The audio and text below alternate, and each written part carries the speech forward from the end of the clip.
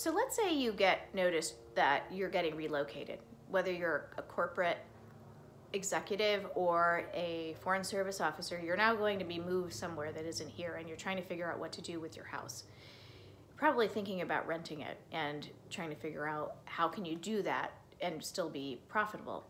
My name is Sue Ritchie. I'm the broker of Ritchie Property Management here in Reston, Virginia. We work with a lot of foreign service officers and a lot of corporate people who get relocated, and we help them figure out the best strategy, get their house rented, and for the most we can. So whether you're doing it yourself or you're using a management company, here are a couple of tips that you can take to make sure that you can be as profitable as possible. So first of all, price your home correctly.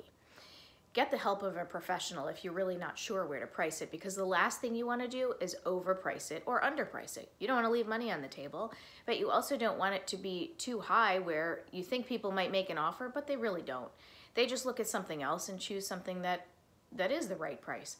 So price it in that, there's that sweet spot where you can be a little aggressive, but you can be realistic and you can get it rented quickly, because that will save you money. And that brings us to point number 2, which is have it show the best it can. You want to make sure that, number 1, when you're renting your home, that all of the safety related issues are in good shape. Electrical issues, railings, you don't want things, any reason for a tenant to get hurt. And then you want the paint to look good. You want the carpet to look good. You want it to be fresh and clean. If it's updated, that's great, but it doesn't need to be totally updated. It just needs to be in really good, clean, working condition.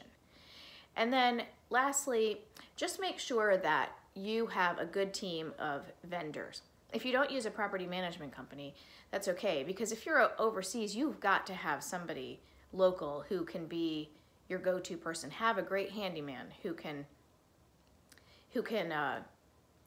be there immediately if something breaks or there's an emergency.